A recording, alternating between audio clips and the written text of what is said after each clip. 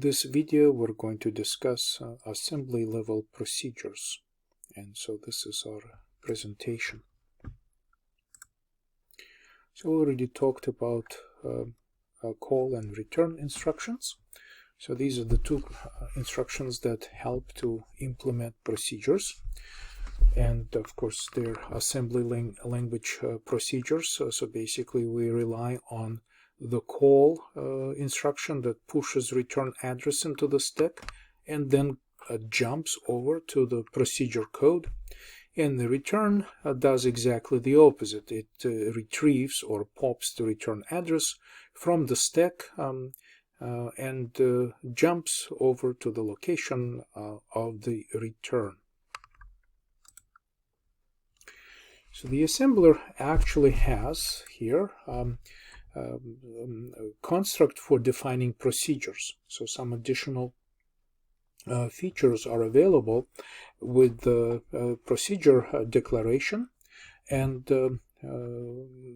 basically the idea of building the structure of a procedure is to organize it very similar to a C function. Primarily there is help for passing parameters and organizing local variables on the stack. So procedure and end procedure are directives that mark the beginning and ending of the procedure. We have seen this already. In addition to this, procedure has optional parameters that can be populated, and what's available for automation at the level of the procedure directive is to preserve registers, also configure local stack pointer so that we can facilitate access to parameters passed to the function or procedure, and also organize local variables on the stack. So this is a very basic definition of a procedure. At a minimum, we have to have a return instruction at the end of the procedure. So this is a formal list of procedure options. So there's a list of attributes. So for example, we can specify calling conventions, which we will discuss in this series of presentations. We also can specify a list of registers right here. We can specify the list of parameters. So the main parts of the procedure is the label. And here, because of the calling convention, we're using the underscore in front of the main name of the main procedure in our module. So again, later about calling procedures and the name decorations that come with calling conventions. Attributes may include call distance. In our case, it's all near procedures that we typically qualify as near 32. And there's also calling convention, which is a rather significant topic of our discussion here, and also the visibility. So the procedures can also be declared public so that they can be accessed outside. List of registers separated by spaces together with users keyword will generate appropriate push and pop instructions for the registers to be saved on the stack. So the registers are not separated by commas, so basically we can preserve the registers by simply listing them by a space separated list. And assembler will generate something that we refer to prologue and epilogue that will organize the corresponding push and pop instructions to save and to preserve the registers and restore them. And we also can organize parameters. So passing arguments on the stack is a very simple idea. Basically, we have already discussed the structure of the temporary storage for various types of things.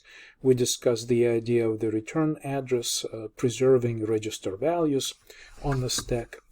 So besides that, what we can do is that before we make a call into a procedure, so here if we want to call another procedure, which is part of our application, what we can do is that we can push a series of parameters on the stack. And then we can call procedure, and call instruction will save here a return address, so that when procedure ends, it can use the return instruction to return.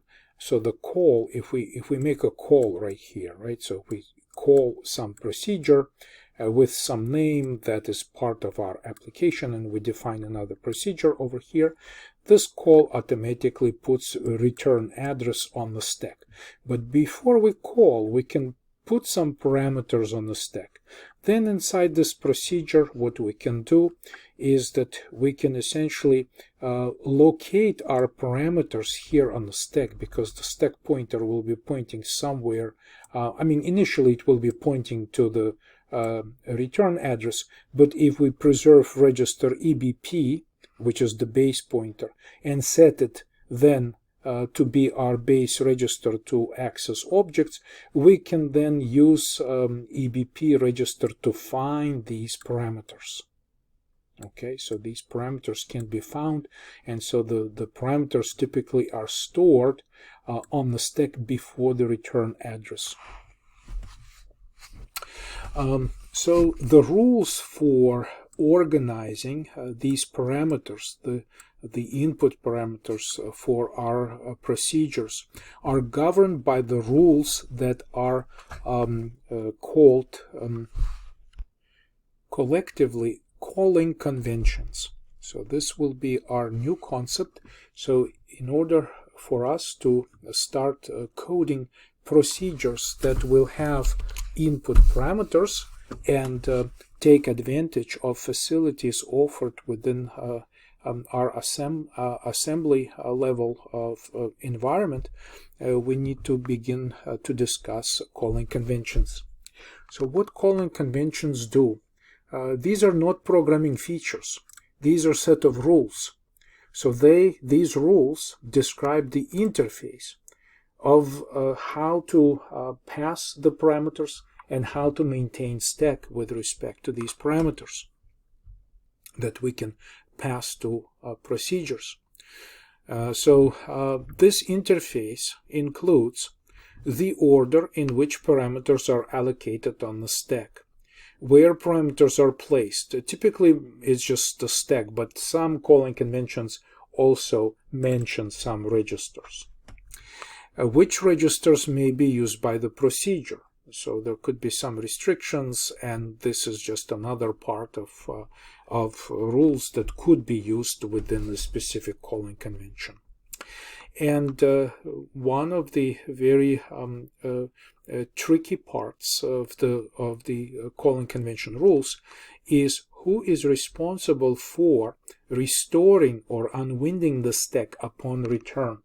So sometimes the caller can bring the stack to the state that the caller doesn't have to do anything, but sometimes the caller has to do additional stack maintenance after the call into procedure returns. So this is the distinction between the caller and the callee for the responsibility of maintaining the stack pointer, ESP register. So the first calling convention we're going to explore is called C declaration.